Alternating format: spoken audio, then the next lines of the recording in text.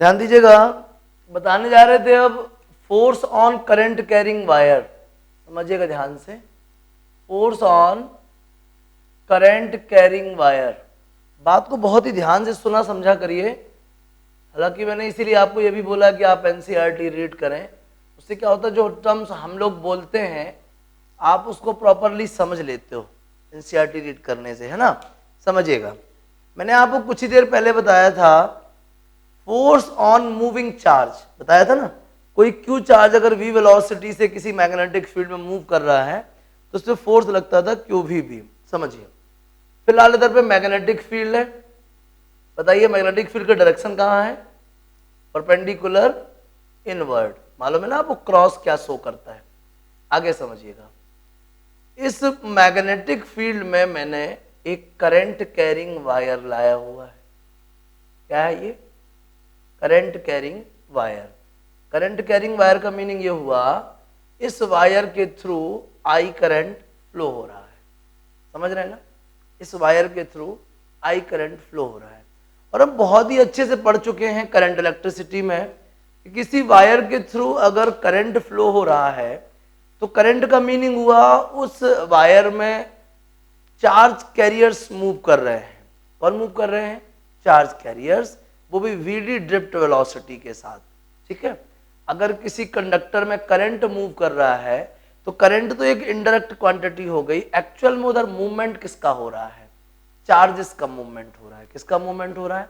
Charges का। हम बात कर रहे हैं कंडक्टर की, मतलब चार्जेस का मूवमेंट किधर हो रहा है? Along the conductor. अब चाहे करंट ऊपर से नीचे फ्लो हो और चाहे करंट नीचे से ऊपर फ्लो हो, फाइनली मोशन किसकी हो रही है? चार्ज कैरियर्स की।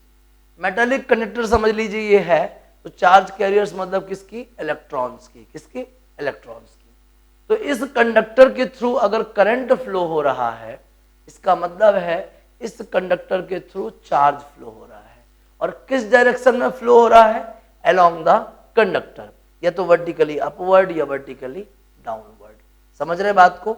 मैग्नेटिक फील्ड कहाँ है? Perpendicular inward.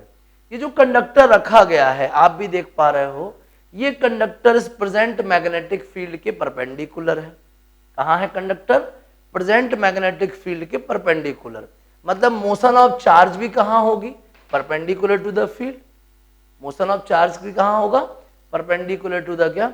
फील्ड। और हम आपको थोड़ी ही देर पहले ये बहुत अच्छे से बता चुके हैं कि कोई भी कंडक्टर में या कोई भी मूविंग चार्ज अगर v वेलोसिटी से b मैग्नेटिक फील्ड में मूव कर रहा है और अगर वो अगर उसकी मोशन मैग्नेटिक फील्ड के परपेंडिकुलर है, यही बता चुके हैं हम आपको। अगर motion of charge is perpendicular to the क्या? Present magnetic field, then the force will experienced by the charged particle q v b। q क्या हो गया? चार्ज ऑफ क्या? Charge carrier. v d क्या हो गई? Drift velocity of the charge. और b क्या हो गया? Magnetic field. अगर कोई charge particle magnetic field b के परपेंडिकुलर मूव करता है तो उस पर कितना फोर्स लगता था? q v b। कुछ ही देर पहले पढ़ के आए हैं। साफ साफ दिख रहा है आपको कंडक्टर कहाँ प्रेजेंट है? Perpendicular to magnetic field. तो चार्ज निकल के बाहर तो घूमने नहीं लगेंगे, कहाँ मूव करेंगे? Along the conductor. और अलोंग द कंडक्टर मूव करेंगे मतलब परपेंडिकुलर टू द फील्ड। और जब भी charge carriers perpendicular to the field move करते हैं तो उस पर कितना फोर्स लगता है? क्यू भी। ये तो हम बात कर रहे हैं एक चार्ज कैरियर की। इसकी बात कर रहे हैं एक चार्ज कैरियर। अब हम पूरे एंटायर कंडक्टर के चार्जेस की बात करते हैं। अगर हम इस एंटायर कंडक्टर के चार्जेस की बात करते हैं तो ऑब्वियसली ये जो कंडक्टर है इसका कुछ ना कुछ थिकनेस होगा और कुछ ना कुछ क्या होगा? लेंथ होगा। तो इस पूरे कंडक्टर के जो वॉल्यूम है, अगर यूनिट वॉल्यूम में n इलेक्ट्रॉन्स या n चार्ज कैरियर्स हैं, अगर इस कंडक्टर के यूनिट वॉल्यूम में n चार्ज कैरियर्स हैं तो पूरे एंटायर वॉल्यूम में कितने चार्ज कैरियर्स होंगे? n into v। समझ रहे हैं ना? If the number of the charged particle of the conductor per unit volume is small n, then the total number of the charged particle associated with the conductor will be n into v। ये मैं बात कर रहा हूँ एक charge particle अगर v d velocity से along the conductor अगर मूव करता है, मतलब perpendicular to the field move करता है, तो फोर्स कितना लगेगा, q v B for all conductor या फॉर एंटायर कंडक्टर या फॉर ऑल द चार्जेस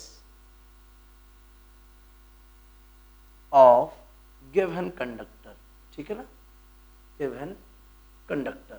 मैंने मान लिया इस कंडक्टर का area of cross section A है और लेंथ क्या है, एल है। ये जो एरिया ऑफ क्रॉस सेक्शन है ये ए है और एंटायर सिस्टम की लेंथ कितनी है, स्मॉल एल। तो आप भी जानते हैं कि ये क्यू चार्ज एक चार्ज है, पूरे कंडक्टर में कितने चार्ज होंगे, small n into v, v मतलब volume, into q v d capital B.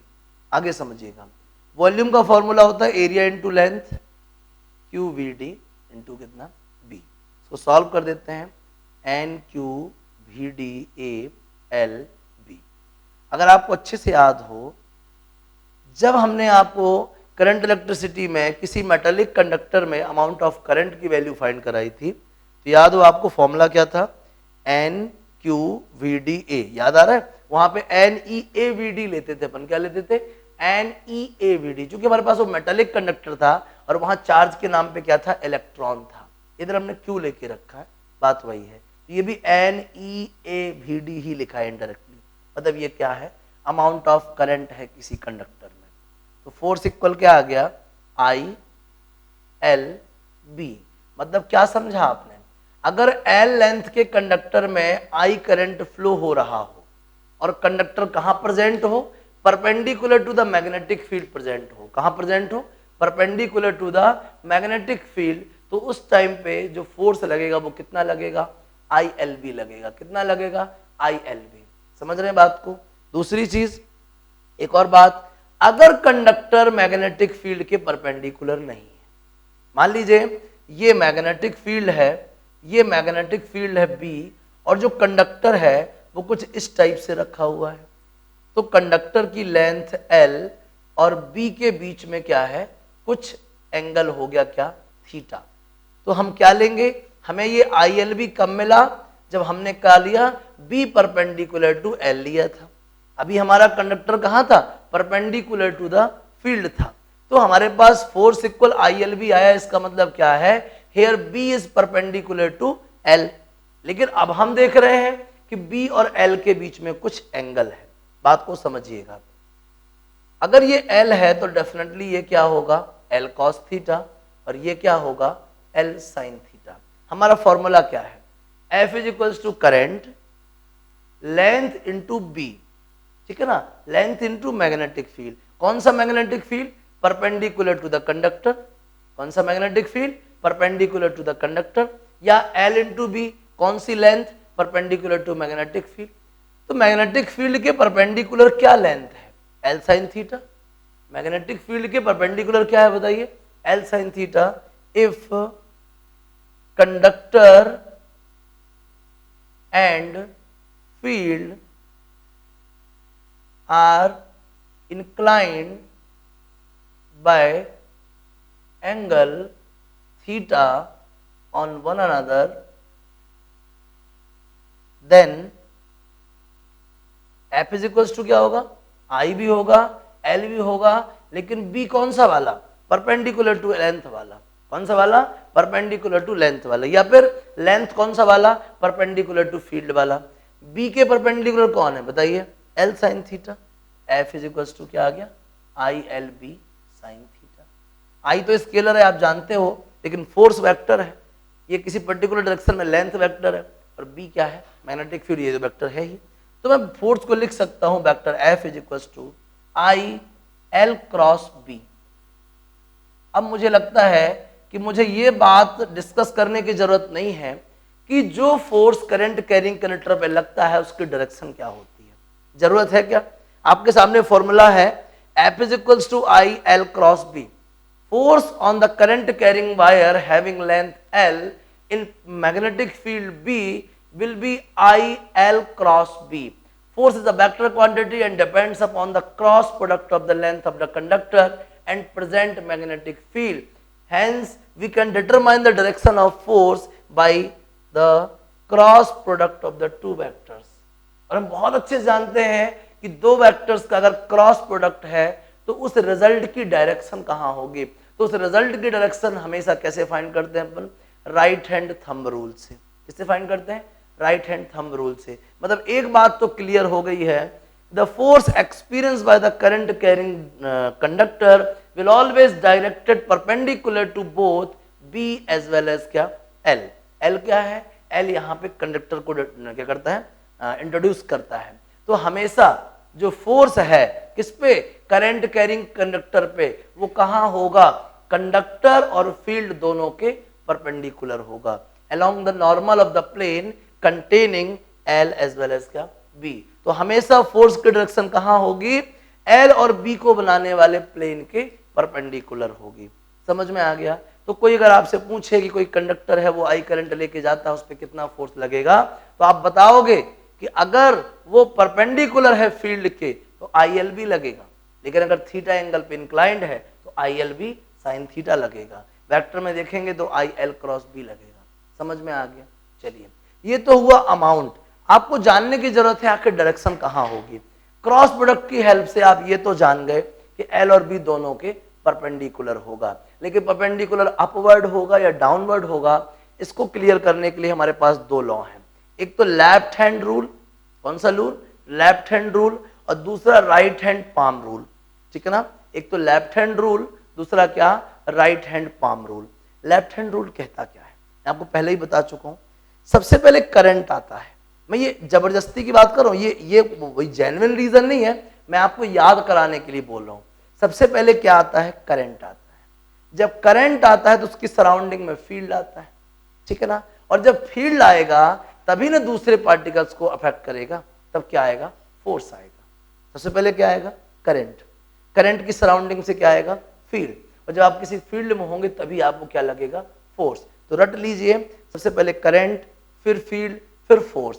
अगर किसी कंडक्टर में करंट की direction along the middle finger है और उस टाइम पे वहां पे present magnetic field along the four finger है, then the force will experienced by the current carrying conductor along the क्या, थंब। आया समझ में, क्या समझे।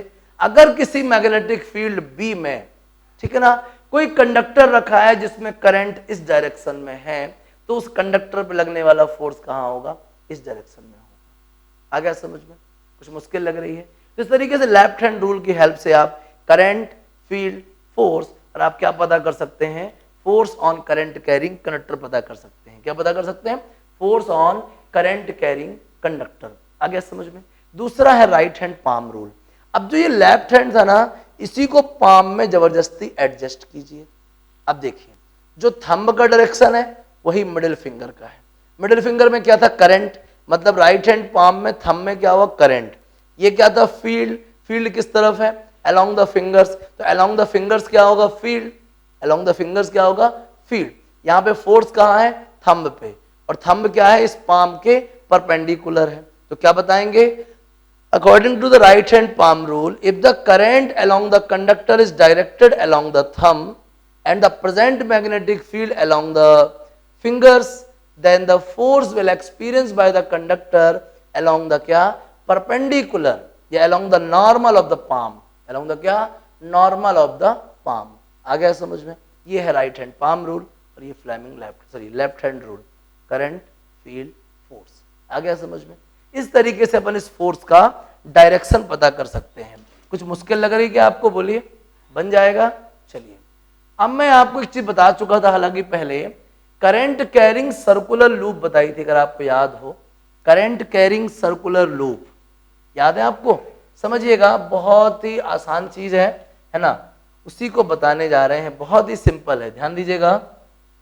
करंट कैरिंग सर्कुलर लूप, ध्यान दीजिए। मान लीजिए मैं आपसे ये कहूं कि ये कोई सर्कुलर लूप है, ठीक है, ये सेंटर हो गया, और इसमें मान लीजिए इस डायरेक्शन में करंट फ्लो हो रहा है। बहुत ध्यान से समझिएगा, सॉरी ये तो गलत बना दी, इस डायरेक्शन में करंट फ्लो हो रहा है, बहुत ध्यान दीजिएगा। अब आप समझिए, आपको बहुत अच्छे से मालूम था कि करंट कैरिंग डिवाइसेस में डायरेक्शन ऑफ मैग्नेटिक फील्ड कैसे फाइंड करते थे, राइट हैंड थंब रूल से फाइंड करते थे। कैसे फाइंड करते थे, राइट हैंड थंब रूल। आप भी देखें करंट की डायरेक्शन कहाँ है, क्लॉकवाइज, और मेरे राइट हैंड की फिंगर्स की कर्लिंग भी कहाँ है, राइट हैंड साइड। मेरा थंब कहाँ जा रहा है, परपेंडिकुलर इनवर्ड। कहाँ जा रहा है, परपेंडिकुलर इनवर्ड। बहुत ध्यान से समझिएगा। आप भी देखो करंट की डायरेक्शन कहाँ है, क्लॉकवाइज। मेरे फिंगर्स की कर्लिंग कहाँ है, क्लॉकवाइज। मेरा थंब कहाँ है, परपेंडिकुलर इनवर्ड। आपको साफ बताया गया था अगर करंट की direction along the curling of fingers है, अगर करंट की डायरेक्शन कहाँ है, along the curling of fingers है, तो फील्ड की डायरेक्शन कहाँ होगी, परपेंडिकुलर इनवर्ड। फील्ड की डायरेक्शन कहाँ होगी, परपेंडिकुलर इनवर्ड। ठीक है ना। दूसरी चीज हमने आपको क्लॉकवाइज और एंटी क्लॉकवाइज बताया था। अगर करंट का मूवमेंट क्लॉकवाइज है तो वो एंड कैसे बिहेव करता है, साउथ पोल जैसे बिहेव करता है। लेकिन अगर करंट की डायरेक्शन क्या हो, एंटी क्लॉकवाइज हो, तो वो कैसे बिहेव करता है, नॉर्थ पोल जैसे बिहेव करता है। साउथ पोल बिहेव करना मतलब फील्ड लाइंस का एंटर होना, और नॉर्थ पोल जैसे बिहेव करना मतलब फील्ड लाइन का एमिट होना। एन फॉर निकलना, एस फॉर समाना, अगर आपको याद हो मैंने बताया था। एन में कैसा मूवमेंट है, anti clockwise movement of the current है। एस में कैसा मूवमेंट है, clockwise movement of the current है। तो जिस फेज पे करंट का मूवमेंट क्लॉकवाइज होगा, हमेशा फील्ड लाइन वहां से एंटर करेंगी, और वो कैसा बिहेव करेगा, साउथ पोल जैसा बिहेव करेगा। जिस फेज पे करंट का मूवमेंट क्लॉकवाइज है, सॉरी एंटी क्लॉकवाइज, वो फेज कैसे बिहेव करेगी, नॉर्थ पोल जैसे बिहेव करेगी। मतलब वहां से फील्ड लाइन हमेशा एमिट होंगी। बहुत ही ध्यान से समझना, एकदम प्रैक्टिकली जाना, घबराने की जरूरत नहीं है। समझना, ये मैं उंगली को घुमा रहा हूं, ये मेरा क्लॉकवाइज है, आपका क्या है, जल्दी बताइए, आपका क्या है, ये आपका एंटी क्लॉकवाइज होगा। आप महसूस कर रहे हो कि नहीं कर रहे हो, एक्सपीरियंस करो इस चीज को, मैं झूठ बोल रहा हूं क्या। ये मेरा क्लॉकवाइज है, ये मेरा क्लॉकवाइज है, आपका क्या है, डेफिनेटली आपका एंटी क्लॉक है। मतलब अगर मैं किसी सर्कुलर लूप को रख के चलूं, मुझे कोई सर्कुलर लूप दिख नहीं रही सामने, अगर मैं किसी सर्कुलर लूप को रख के चलूं तो जिस तरफ से मैं देखूंगा मेरे में वो क्लॉकवाइज करंट है, डेफिनेटली आपके में क्या है, वो एंटी क्लॉक। ये मेरे लिए एंटी क्लॉक है, अब मैं घुमा रहा हूं तो मुझे तो पता है ना, मैं झूठ थोड़ी बोलूंगा। ये मेरे लिए एंटी क्लॉक है, आपके लिए कैसा है ना, क्लॉकवाइज।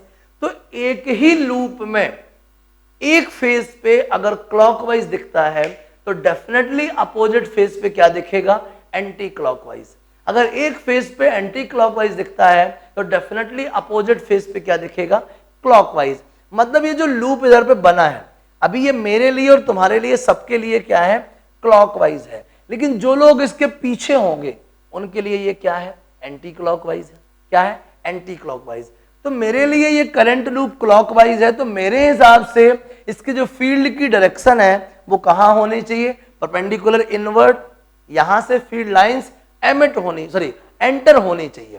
तो यहां से फील्ड लाइंस अगर एंटर होंगी, यहां से फील्ड लाइंस अगर एंटर होंगी तो डेफिनेटली पीछे से क्या होंगी, एमिट होंगी।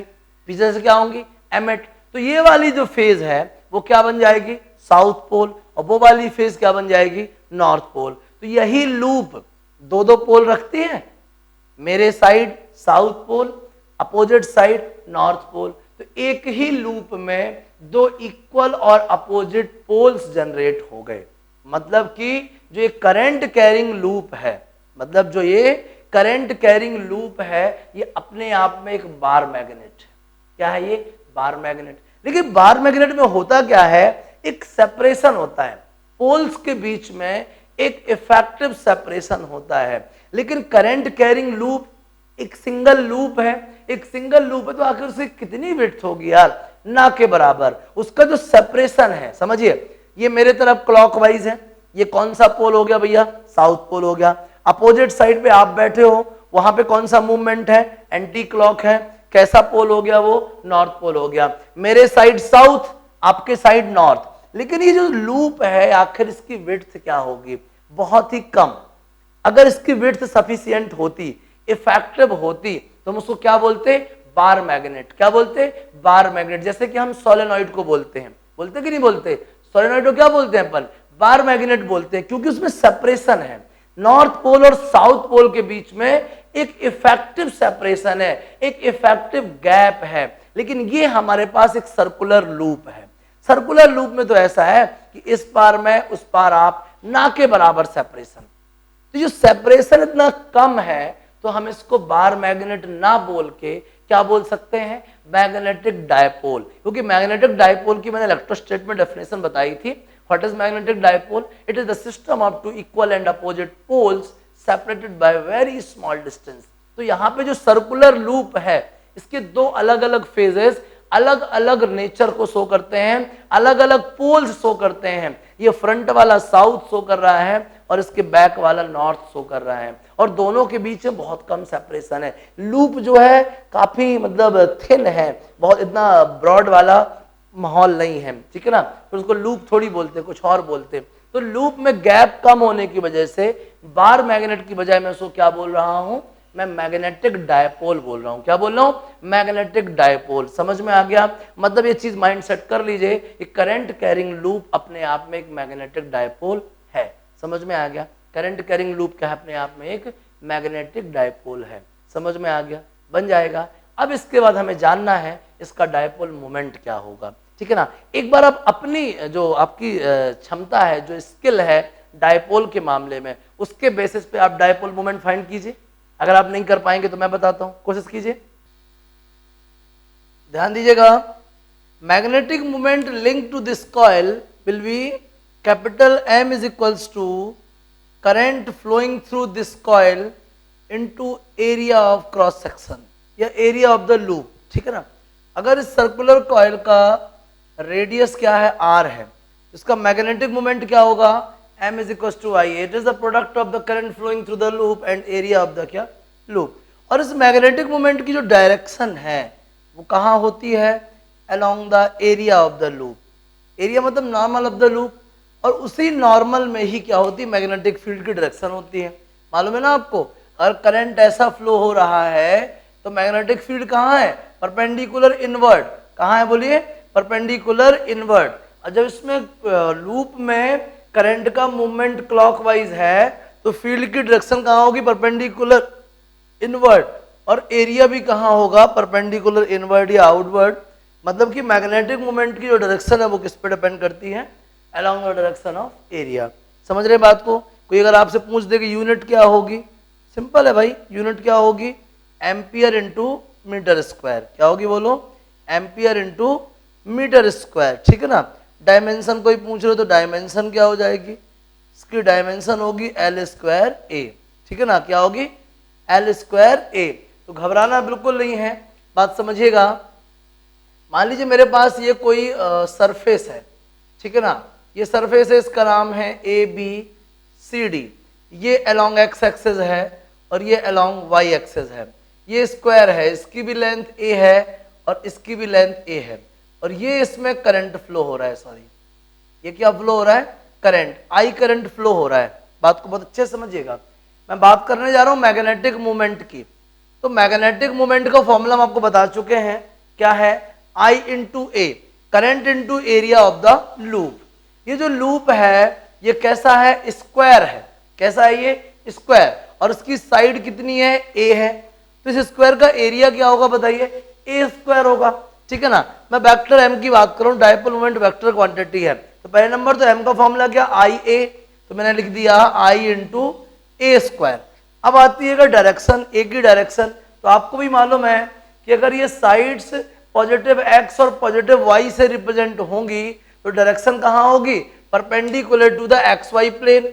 और आप भी जानते हैं perpendicular to the XY plane क्या होगा, Z एक्सिस, और Z एक्सिस की डायरेक्शन कौन बताता है, K कैप बताता है। कौन बताता है, K कैप। तो किसी पर्टिकुलर लूप ABCD के लिए लिख देता हूं मैं, लूप ABCDA, इसके लिए क्या आएगा magnetic moment, IA square K cap. तो बहुत अच्छे से समझिएगा आप कि मैग्नेटिक मोमेंट का फॉर्मूला क्या, current flowing through the loop into area of the loop. किस डायरेक्शन में, परपेंडिकुलर टू द लूप, ये ऐसा बोल सकते हैं along the normal of the loop. समझ रहे हैं बात को, एरिया की डायरेक्शन में मैग्नेटिक मोमेंट की डायरेक्शन होती है। अगर आपको इस टाइप की क्या बोलते हैं लूप्स दी होंगी तो आप उसका मैग्नेटिक मोमेंट आसानी से फाइंड कर सकते हैं।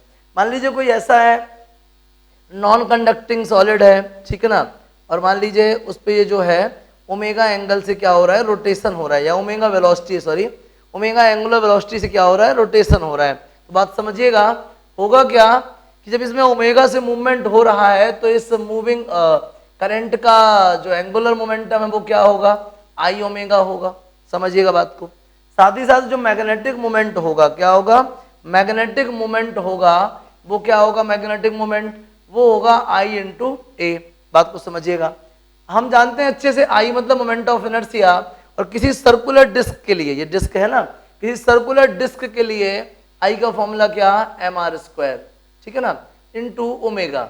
अरे डिस्क का रिंग के लिए, सॉरी सर्कुलर रिंग के लिए क्या हो जाएगा, एम आर स्क्वायर, है ना, और ओमेगा तो ओमेगा है ही।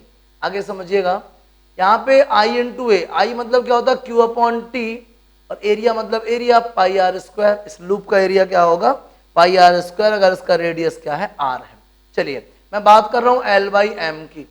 एल का वैल्यू कितना है, एम आर स्क्वायर ओमेगा, और Q upon T, one upon T को तो फ्रीक्वेंसी एफ भी लिख सकते हैं, ठीक है ना, into pi r square. R square से आर स्क्वायर कट जाएगा। एक और चीज, एफ का फॉर्मूला क्या होता है, एफ का फॉर्मूला होता है ओमेगा अपॉन 2 पाई। क्या होता है, ओमेगा अपॉन 2 पाई, है ना, इंटू कितना बच रहा है इधर पे साथ में, पाई बच रहा है, ठीक है। समझिएगा, ओमेगा से ओमेगा भी कट जाएगा, तो एल बाई एम कितना आ रहा है, और पाई से पाई कट जाएगा, एल बाई एम आएगा 2m अपॉन क्यू। तो m बाई एल कितना आ जाएगा, m बाई एल आ जाएगा q अपॉन 2m। और ये क्या है, एक कांस्टेंट है। क्या है ये, कांस्टेंट, मतलब किसी सर्कुलर रिंग के लिए, ठीक है ना, किसी सर्कुलर रिंग में अगर करंट का फ्लो हो रहा है उसके सरकमफ्रेंस पे, तो उसके लिए m और l का जो रेशियो है वो क्या होगा, हमेशा कांस्टेंट होगा।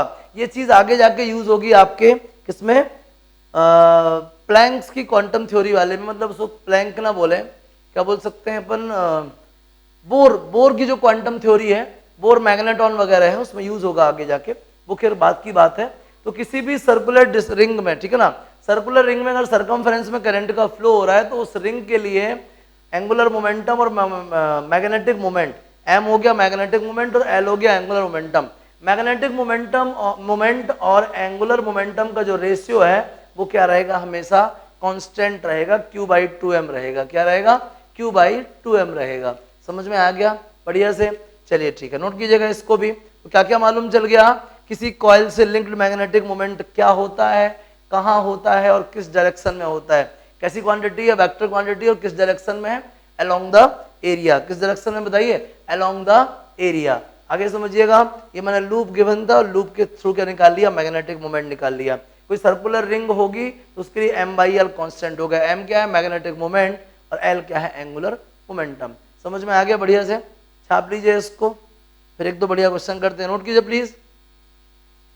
देखिएगा एक अच्छा क्वेश्चन। तो मैग्नेटिक मोमेंट आपको मालूम चल गया। मान लीजिए मैं आपको एक कंडक्टिंग कॉइल या करंट कैरिंग कॉइल दे रहा हूं, आप उसका मैग्नेटिक मोमेंट फाइंड कीजिए। समझिएगा बहुत ध्यान से। ये आपके सामने कॉइल है,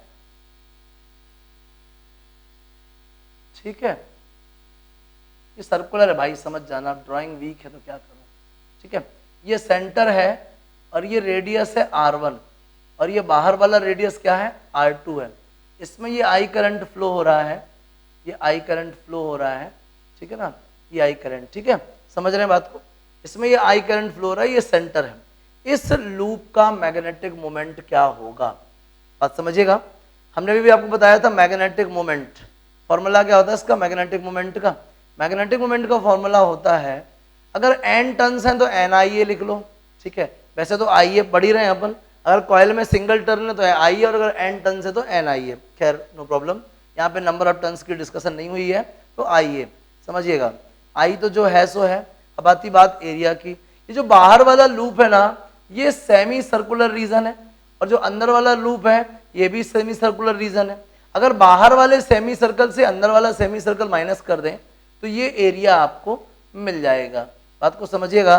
तो क्या आएगा, बाहर वाले सेमी सर्कल का area pi R2 square by 2 minus अंदर वाले का क्या, पाई R1 स्क्वायर अपॉन 2, क्योंकि सेमी सर्कल का एरिया होता है एरिया ऑफ सर्कल अपॉन 2। कुछ कॉमन आ रहा है क्या, हाँ भाई, पाई अपॉन 2 कॉमन आ रहा है, अंदर क्या बच रहा, R2 square minus R1 square. तो ये है मैग्नेटिक मोमेंट। आप सोच रहे होंगे किस डायरेक्शन में होगा, तो आप देख रहे होंगे बाहर आउटर वाली कॉइल में इस तरफ करंट है, तो फील्ड की डायरेक्शन कहाँ होगी, परपेंडिकुलर इनवर्ड, और इसका अमाउंट कम भी है, परपेंडिकुलर कहाँ होगी, इनवर्ड। डायरेक्शन भी लिख दीजिए कहाँ होगी, परपेंडिकुलर इनवर्ड। तो ये है भाई मैग्नेटिक मोमेंट की डायरेक्शन। क्लियर हो गया अच्छे से। तो और अमाउंट कैसे फाइंड किया, सिंपल है, I इंटू एरिया। समझ आ गया। चलिए इस तरह के बहुत सारे क्वेश्चन आपके सामने आएंगे और आप उनको आराम से बना लोगे। जल्दी छाप लीजिए इसको, फिर नेक्स्ट देखते हैं।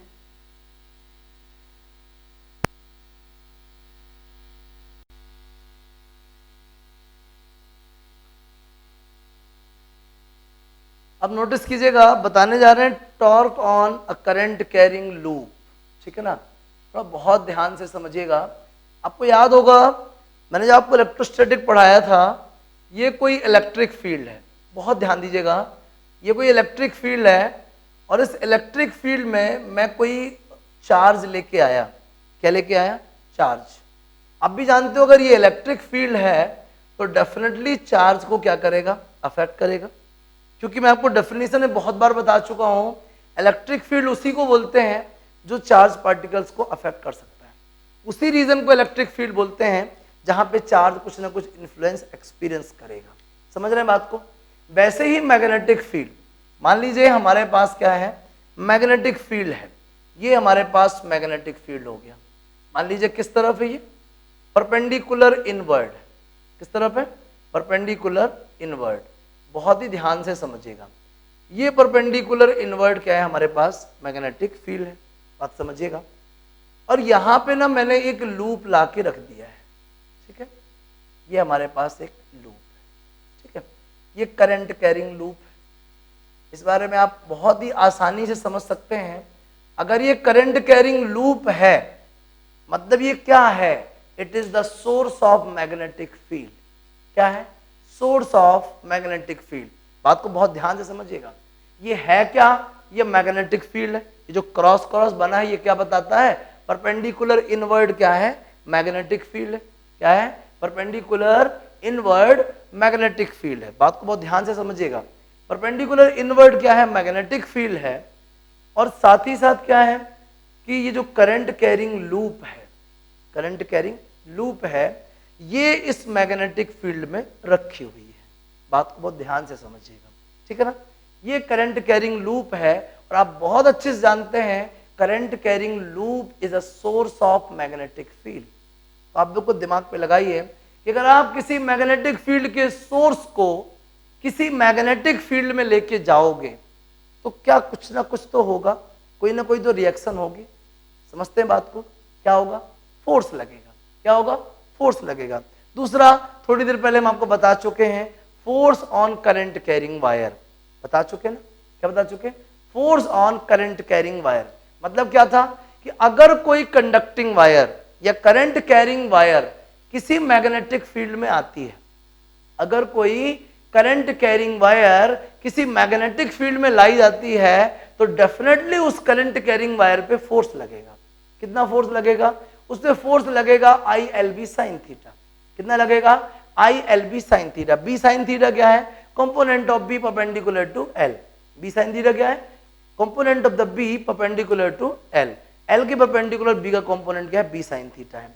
तो अगर आप किसी करंट कैरिंग वायर को यूनिफॉर्म मैग्नेटिक फील्ड बी में लेके आते थे तो उस पर डेफिनेटली एक फोर्स लगता था और उस फोर्स को बोलते थे अपन क्या, ILB साइन थीटा। क्या बोलते थे, ILB साइन थीटा। बहुत ही ध्यान से समझिएगा। होता क्या है कि मैं उस कॉइल को, इस लूप को इस मैग्नेटिक फील्ड पे लेके आया। जब मैं लूप को मैग्नेटिक फील्ड पे लेके आया तो लूप ने क्या किया, इन्फ्लुएंस एक्सपीरियंस किया। ये चीज आपके दिमाग में अच्छे से बैठ चुकी है।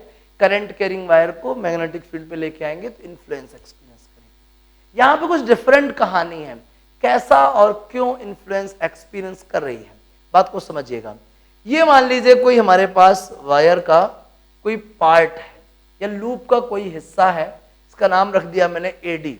और आप देख पा रहे हो कि करंट का मूवमेंट भी अलोंग A to D है। ये जो लूप है ये एक प्लेन पे रखी हुई है और जो फील्ड है उस प्लेन के परपेंडिकुलर इनवर्ड है। एक बात तो पक्की हो गई कि करंट जो है फील्ड के परपेंडिकुलर है। अब आप आ जाइए, आपको अच्छे से मालूम था कि अगर हम किसी करंट कैरिंग वायर को फील्ड में लेके आएंगे डेफिनेटली उस पर फोर्स लगेगा। सबसे पहले तो ये जाने आखिर कितना फोर्स लगेगा। अगर ये रेक्टेंगुलर लूप है तो इसकी जो विड्थ है वो स्मॉल a है और जो लेंथ है वो क्या है, स्मॉल b है। बहुत ही ध्यान से समझने वाली चीज है, बहुत ही ध्यान से, बेहद आसानी से समझिएगा। हमने क्या देखा, आई करंट जो है फ्लो हो रहा था इस वायर में, और हमको मालूम है अगर कोई करंट कैरिंग वायर हम बी मैग्नेटिक फील्ड में रखते हैं तो उस पर फोर्स लगता है।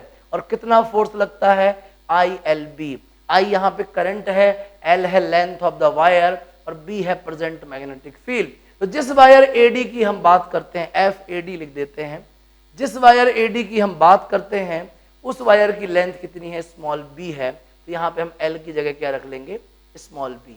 ये इतने अमाउंट का फोर्स एडी पे लगने लग गया। फोर्स कैसी क्वांटिटी है, वेक्टर क्वांटिटी है।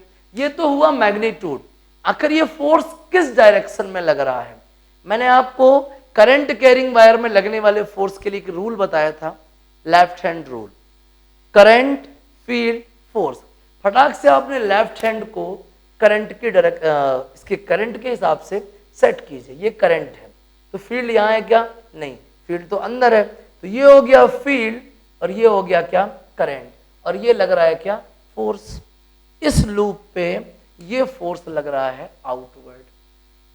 समझ गए बात को, ये फोर्स कहाँ लग रहा है, आउटवर्ड डायरेक्शन में फोर्स लग रहा है।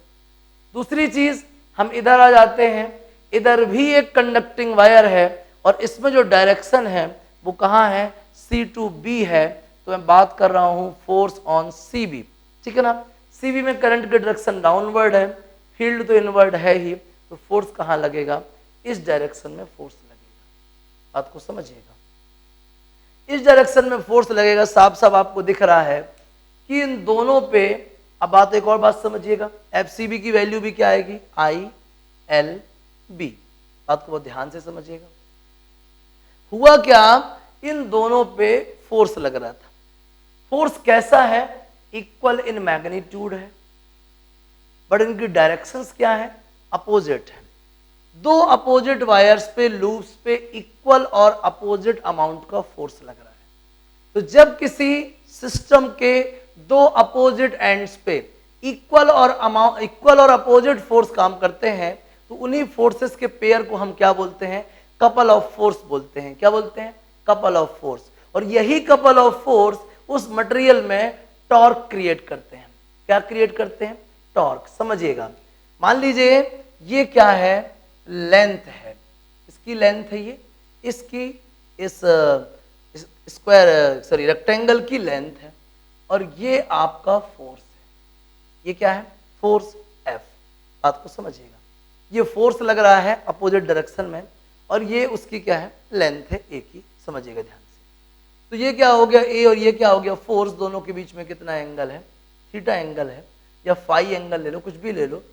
तो ये परपेंडिकुलर डिस्टेंस क्या आएगी, ये आएगी ए साइन थीटा। क्या आएगी, ये ए साइन थीटा। ये ऐसा समझ लें कि दो दो डायरेक्शन में फोर्स है, ठीक है ना, दो डायरेक्शन में फोर्स है। जैसे मान लीजिए मैं ऐसा समझ लूँ कि ये कोई किनारा है, ऐसा दिमाग में ले लीजिए, ये कोई किनारा है, ठीक है, और इस किनारे पे यहाँ फोर्स लग रहा है और इस किनारे पे यहाँ फोर्स लग रहा है।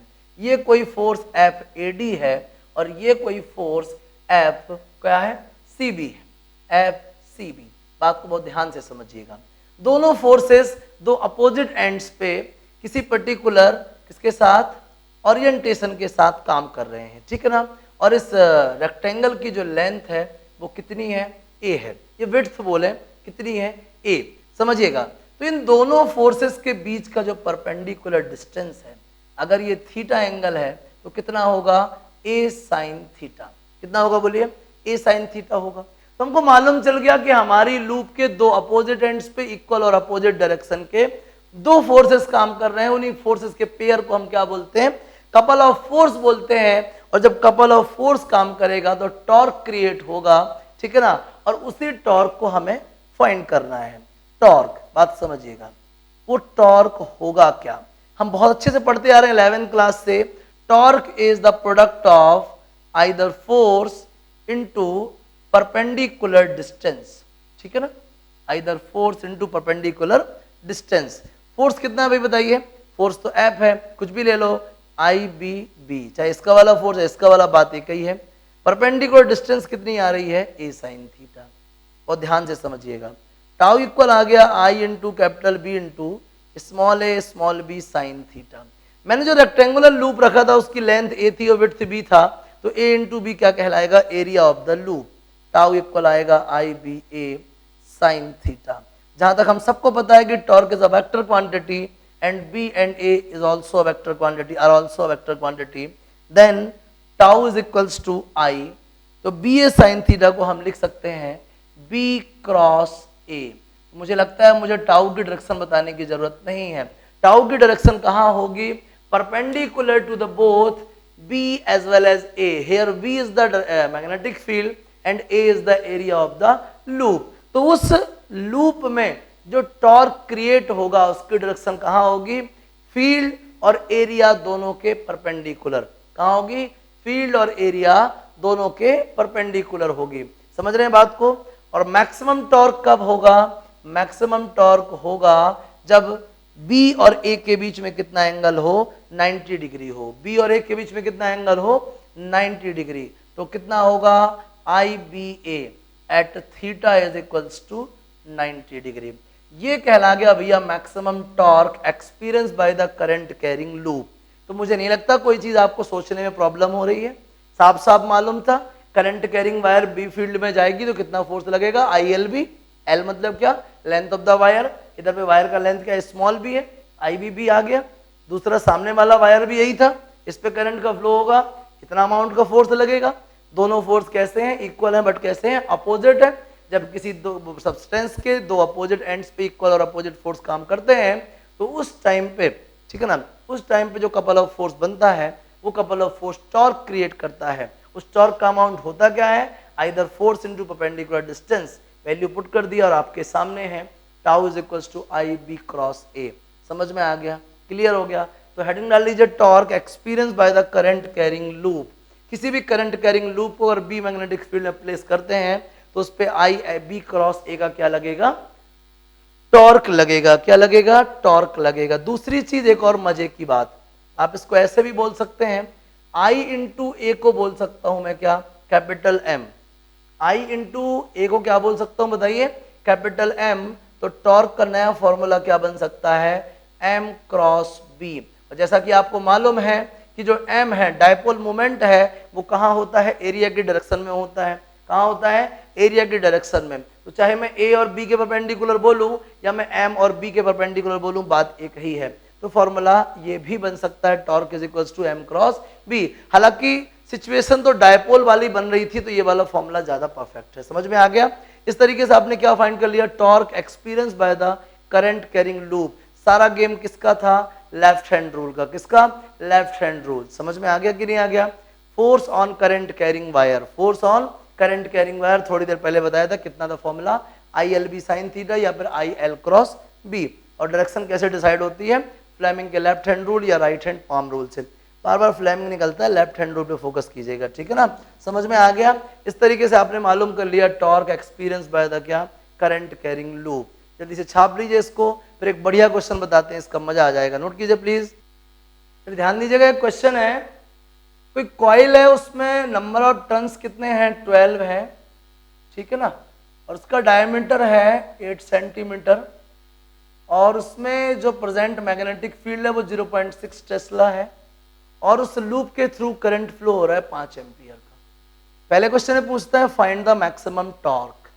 हम जानते हैं टाउ मैक्सिमम की वैल्यू क्या होती है, एम इंटू बी। आपको एम चाहिए, बी चाहिए, बी गिवन है, एम और चाहिए। As M is equals to होता है आई इंटू ए, एन आई ए होता है ना, एन आई ए। समझिएगा, एन की वैल्यू कितनी, 12, आई करंट 5 एम्पियर, एरिया मतलब पाई आर स्क्वायर। पाई मतलब कितना ले लें, 22/7। आर कितना भाई, 4 सेंटीमीटर, 4 इंटू 10⁻⁻² होल स्क्वायर। समझ रहे हैं बात को। 12 5 या 60, 3.14 ले लो, ज़्यादा अच्छा रहेगा। 4 4 या 16, 10⁻⁻4, 16 6 96, ठीक है ना। इंटू 3.14 10⁻⁻⁴ मल्टीप्लाई कर लीजिएगा। इसके बाद आता है क्या, टाउ की वैल्यू 960 3.14 10⁻⁻⁴ इंटू बी कितना है 0.6 टेस्ला। वैल्यू पुट कर दीजिए। 3.14 का मल्टीप्लाई 960 से करेंगे, 3 6 18 14 6 84 188 है ना।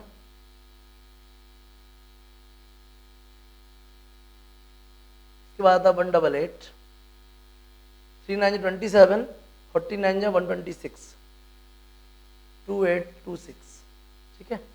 188 86 14 carry 1 8 2 10 carry 1 8 1 10 carry 1 3 clear. 2 digit के बाद क्या है डेसिमल लगा लीजिए और 0 तो था ही, इंटू 0.6 इंटू 10⁻⁻⁴ मल्टीप्लाई कीजिए। 6 4 24 कैरी 2 6 4 24 इंटू 26 कैरी 2 6 1 6 0 6 3 18 2 and 1 3 10⁻⁻⁴ कितना मिलेगा 1.808 10⁻⁻⁻1 0.1808। ये क्या आ गया टॉर्क। टॉर्क का फॉर्मूला क्या था बताइए। टॉर्क का फॉर्मूला था m इंटू बी ठीक है ना, एम्पियर मीटर स्क्वायर इंटू कितना टेस्ला। क्या आ गया टॉर्क आ गया। क्या आ गया टॉर्क 0.1808। क्वेश्चन में कहते हैं कौन सी सिचुएशन है जहां पे आके ये टॉर्क हाफ हो जाएगा। ठीक है देखते हैं एट एंगल थीटा ठीक है। टॉर्क मतलब टॉर्क बाई 2 क्या आएगा formula M B sine theta ठीक है ना, एम बी साइन थीटा। जो इसमें से टॉर्क आया है उसका आधा किस सिचुएशन में हो जाएगा ठीक है ना, समझिएगा। एम बी क्या है वहां का मैक्सिमम टॉर्क है, एम बी क्या है मैक्सिमम टॉर्क, और ये कहता है मैक्सिमम टॉर्क का आधा हो जाएगा। तो tau by 2 is equal to tau sine theta. Tau से टाउ काट दीजिए, साइन थीटा की वैल्यू हाफ। भाई साइन थीटा हाफ कब होता है जब थीटा की वैल्यू क्या हो 30 डिग्री। अगर आप थीटा की वैल्यू 30 डिग्री रखते हैं या बी और ए के बीच का या बी और एम के बीच का एंगल अगर 30 डिग्री है तो इसका मतलब जो टॉर्क है ना वो मैक्सिमम टॉर्क का हाफ हो जाएगा। क्या हो जाएगा मैक्सिमम टॉर्क का हाफ। ये फर्स्ट था और ये है सेकंड। सेकंड ने पूछा था find the position at where the torque will be half ठीक है ना। तो मैक्सिमम टॉर्क का हाफ कितना हो जाएगा थीटा इक्वल टू 30 डिग्री पे। समझ में आ गया। और मैक्सिमम टॉर्क की वैल्यू आप फाइंड कर चुके 0.1808। समझ रहे हैं ना सब कुछ प्रॉपर किए हैं। कोई मुश्किल तो नहीं लग रही बोलिए, बन जाएगा। क्या मुश्किल लग रही है, इजी है बहुत इजी है। 2 के बाद डेसिमल है पर 1 के बाद और 3 के बाद डेसिमल है, बहुत इजी है बहुत आसान है ठीक है, बन जाएगा। छाप लीजिए इसको।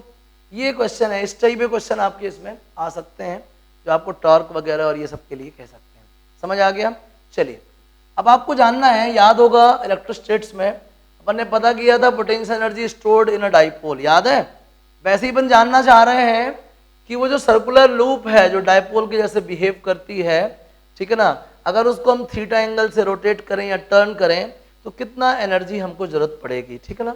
समझिएगा बात को। मान लीजिए लूप वगैरह सब सेट है ना, वो लूप जो है सेट है जिसका डाइपोल मोमेंट m है और वहां का प्रेजेंट मैग्नेटिक फील्ड क्या है, प्रेजेंट मैग्नेटिक फील्ड b है। क्या है प्रेजेंट मैग्नेटिक फील्ड b। बात को समझिएगा ठीक है ना। डाइपोल मोमेंट कितना है m है, इसको मैं डॉट बना दूं ना परपेंडिकुलर आउटवर्ड, कुछ भी कर लीजिए ठीक है ना। यहाँ पे क्या है m मैग्नेटिक फील्ड है, सॉरी m मैग्नेटिक मोमेंट है और b मैग्नेटिक फील्ड है। ये कोई लूप है ठीक है ना, समझिएगा। अगर उस लूप को मैं थीटा एंगल से रोटेट कर दूं, अगर मुझे उसके लिए रिक्वायर्ड एनर्जी du है तो du इज इक्वल टू क्या होगा टाउ डी थीटा। क्यों रिक्वायर्ड एनर्जी मतलब amount of work done, work done का फॉर्मूला क्या होता है फोर्स इनटू डिस्प्लेसमेंट। अगर किसी लूप को, जो लूप किसी मैग्नेटिक फील्ड में प्रेजेंट है, थोड़ी देर पहले बता चुके हैं कोई लूप अगर किसी मैग्नेटिक फील्ड में प्रेजेंट है तो डेफिनेटली उसमें क्या लगेगा कुछ ना कुछ टॉर्क लगेगा। और टॉर्क करता क्या है, ऑब्जेक्ट्स को रोटेट करता है। टॉर्क क्या करता है, ऑब्जेक्ट्स को रोटेट करता है। तो किसी कॉइल को, किसी लूप को अगर हम डी थीटा एंगल रोटेट कराना चाहते हैं तो हमें कितनी एनर्जी की रिक्वायरमेंट होगी। समझ रहे हैं कि नहीं समझ रहे हैं? हम क्या जानना चाह रहे हैं कि अगर हम किसी कॉइल को, लूप को, जिसपे इतना सारा टॉर्क लग रहा है, उस टॉर्क की वजह से अगर हम उसको डी थीटा रोटेट कराना चाह रहे हैं तो कितनी एनर्जी की रिक्वायरमेंट होगी। अगर वो एनर्जी डी यू है तो d U is equal to क्या आएगा, टाउ डी थीटा। अगर हमें टोटल एनर्जी चाहिए that is integration of tau d theta from theta 1 से लेके थीटा 2। थीटा 1 वो इनिशियल सिचुएशन है जहां पे हमने कॉइल को लाके रखा है, और थीटा 2 वो सिचुएशन है कि हम कॉइल को जहां तक रोटेट कराना चाहते हैं। बात समझिएगा, टाउ का फॉर्मूला है M B sine theta d theta, theta 1 से कहां तक, थीटा 2 तक। समझिएगा, एम बी तो कांस्टेंट बाहर रहेगा, इंटीग्रेशन ऑफ साइन थीटा क्या आएगा, माइनस कॉस थीटा। बात को वो ध्यान समझिएगा, थीटा 1 से लेकर कहां तक, थीटा 2 तक। माइनस बाहर आ जाएगा, अंदर क्या मिलेगा, cos theta 1 minus cos theta 2, upper limit minus क्या, लोअर लिमिट। अगर हम बात करें इनिशियली कि शुरुआत में जो लूप है वो कितने डिग्री से रखी थी, 90 डिग्री से रखी थी। मतलब कि इनिशियल में उस पर कोई टॉर्क नहीं था, मतलब किसी एनर्जी की रिक्वायरमेंट नहीं थी, किसी भी एनर्जी की रिक्वायरमेंट क्या है, नहीं थी। जिस समय थीटा 1 इक्वल टू 90 डिग्री होगा तो u इज इक्वल टू क्या आएगा, माइनस एम बी तो है, अंदर क्या हो जाएगा, कॉस थीटा 1 मतलब 0 माइनस कॉस थीटा 2। तो आप क्या देख पा रहे हो, u इज इक्वल टू क्या आएगा, एम बी कॉस थीटा, ठीक है ना। और एम बी कॉस थीटा को आप क्या लिख सकते हैं, एम डॉट बी। समझ रहे हैं बात को? तो u इज क्या, dot product of M and B. ये कहलाता है एनर्जी ऑन डाइपोल, ठीक है ना। किसी भी डाइपोल में कितनी एनर्जी स्टोर होगी, ठीक है ना, ये क्या है, एम डॉट बी। क्या है, एम डॉट बी। ये आपसे पूछ सकता है कि अगर आप किसी कॉइल को मैग्नेटिक फील्ड में रखते हैं तो उस पर टॉर्क लगता है, उस टॉर्क की वजह से अगर हम किसी कॉइल को डी थीटा एंगल रोटेट कराना चाहें तो कितनी एनर्जी की रिक्वायरमेंट होगी, तो आप बता दोगे d U is equal to tau d theta. क्या मुश्किल लग रही है, सॉरी, थीटा 1 से थीटा 2, सॉरी, थीटा 1 से थीटा 2, तो अपर लिमिट तो थीटा 2 आएगी और लोअर लिमिट क्या, थीटा 1, है ना। थीटा 1 को बनने का 90 ले लिया तो सॉरी, थीटा 1 को 90 तो cos 90 की वैल्यू 0, cos 90 की वैल्यू कितनी, 0, तो cos थीटा 2 तो थीटा बन जाएगा और थीटा 1 क्या बन गया है, 90, cos 90 की value 0 minus M B cos theta minus M dot B. क्या मुश्किल लग रही है बताइए? आपको सर्कुलर लूप डाइपोल लगती है, ये मालूम चल गया। अगर वो डाइपोल है उसमें आई करंट फ्लो हो रहा है एन टन से, तो कितना मैग्नेटिक मोमेंट होगा, एन आई ए, ये भी मालूम चल गया। अगर उसी लूप को हम लाके सर्कुलर मैग्नेटिक फील्ड में रख दें, उसमें कुछ ना कुछ टॉर्क लगेगा, कितना लगेगा, एम क्रॉस बी लगेगा, कितना लगेगा, एम क्रॉस बी। उस अगर लूप को रोटेट कराएं टॉर्क के साथ में या टॉर्क की वजह से, तो कितना वर्क डन करना पड़ेगा, माइनस एम डॉट बी। इस तरीके से आपको सर्कुलर कॉइल, टॉर्क और उससे रिलेटेड सारे पैरामीटर क्लियर हो गए। कुछ मुश्किल लग रही है क्या आपको? नहीं ना। और ये मैक्सिमम चीजें किस पे बेस्ड हैं, लेफ्ट हैंड रूल पे बेस्ड हैं। और ये भी समझ लें force on current carrying wire पे बेस्ड है। और force on current carrying wire कितना होता है, ILB होता है। कुछ मुश्किल लग रही है क्या आपको? नहीं ना। जल्दी से इसको छाप लीजिए, फिर इससे रिलेटेड क्वेश्चन भी आपके सामने आएंगे। इतना नोट कीजिए, फिर आगे बात आगे करते हैं, ठीक है। नोट कीजिए प्लीज।